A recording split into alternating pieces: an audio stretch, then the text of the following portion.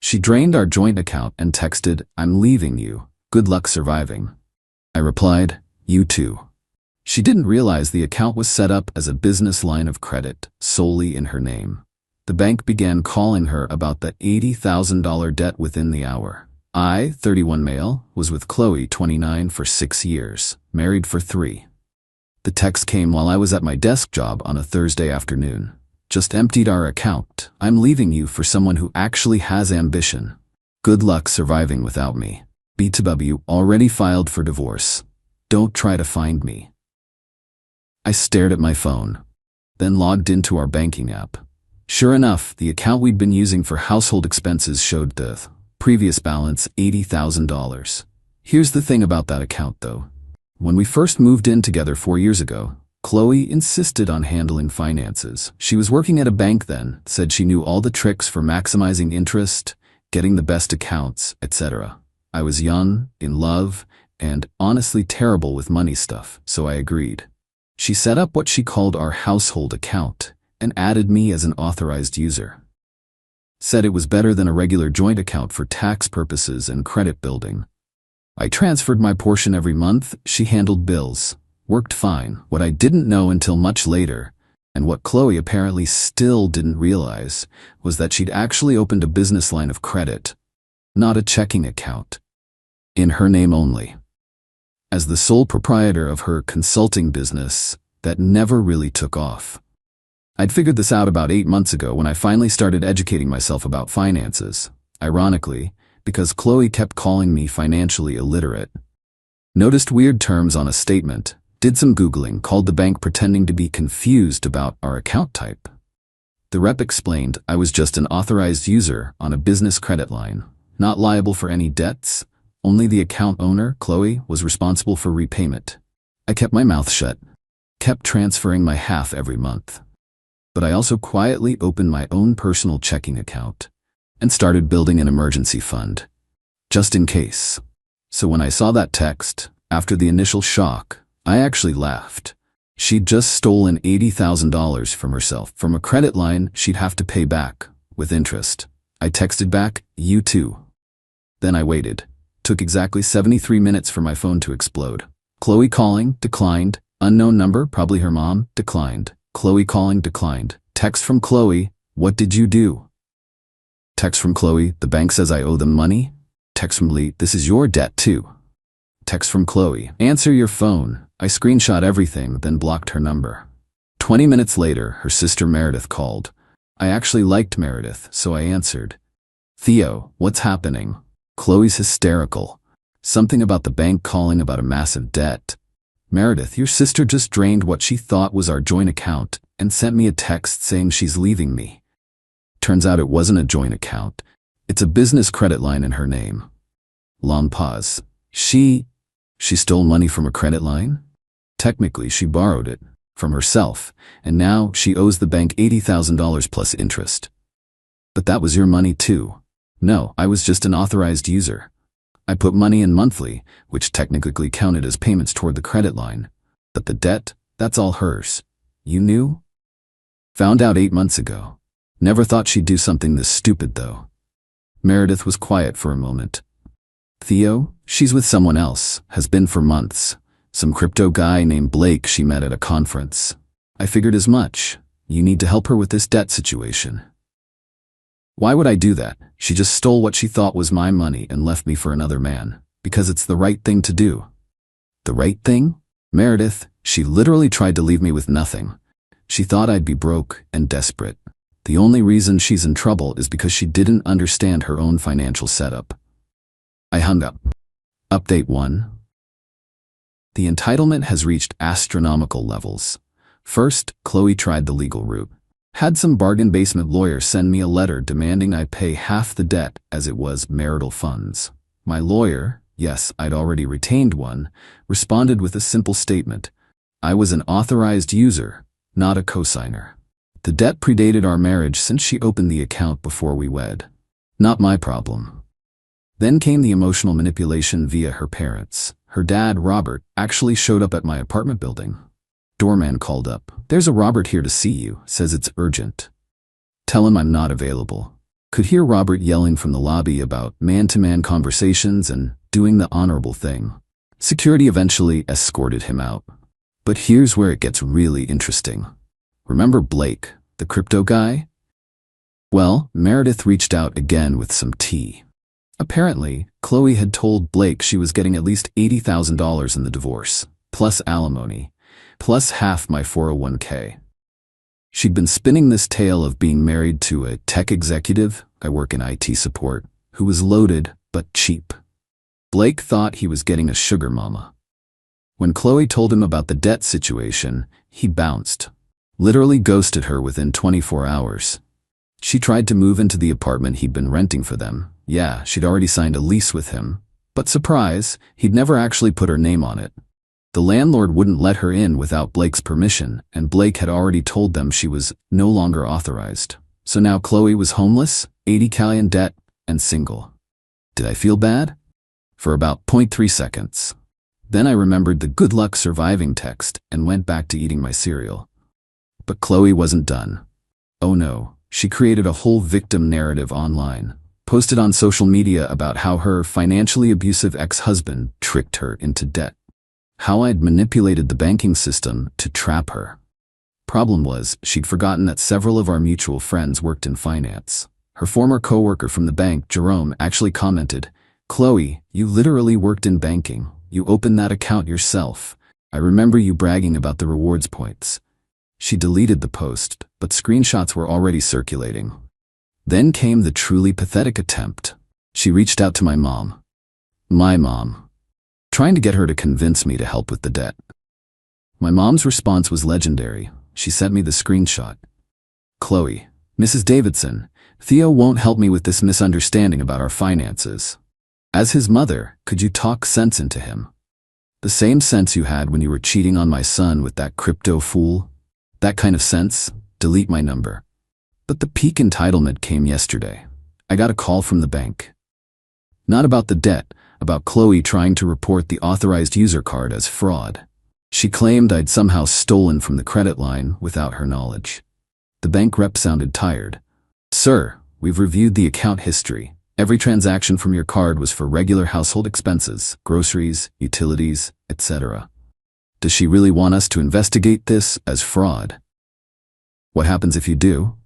"Well, filing a false fraud report is a federal crime, and since she sent text messages admitting to taking the money, she withdrew $80,000 at once. How is that not flagged?" Business credit lines have different rules. It was technically her available credit, but now she owes it back with interest. The rate is substantial. How substantial? 24.99% APR. I actually choked on my coffee. At that rate, if she only made minimum payments, she'd be paying forever. Update 2. The spiral accelerated faster than I expected. Chloe's lawyer dropped her after she couldn't pay the retainer. She tried representing herself in our first divorce hearing, showed up in designer clothes, probably bought with the stolen money, and demanded alimony because she was accustomed to a certain lifestyle. The judge looked at her financial records, saw the $80,000 withdrawal, saw her texts admitting to taking it, saw that she'd been employed full-time until she quit 2 weeks ago, apparently thought she wouldn't need to work after cleaning me out. "Judge, ma'am, you withdrew $80,000 from a credit line, quit your job, and now want your ex-husband to support you?" He tricked me. He knew it was a credit line. "Did he force you to open the account?" "No, but did he force you to withdraw the money?" "No, but he should have told me.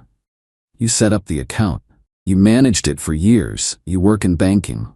Ignorance of your own financial instruments is not your ex-husband's responsibility." Zero alimony. She actually owes Emmy money because she drained accounts that had marital funds in them. The $80 included my contributions over the years. But here's where Chloe's entitlement went nuclear. She started calling my employer daily, claiming I'd stolen from her, that I was dangerous, that they should be aware they employed a financial predator. HR pulled me in for a meeting. I explained the situation, showed them the divorce papers, her texts, everything. They were actually sympathetic, but said the calls were disruptive. That's when I played my ace.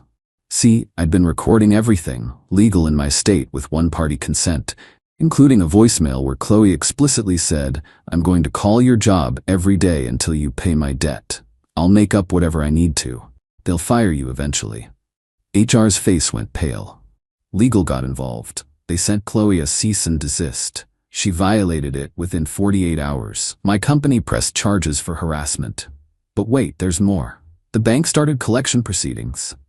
Chloe missed her first payment because she'd blown through most of the $80,000 already.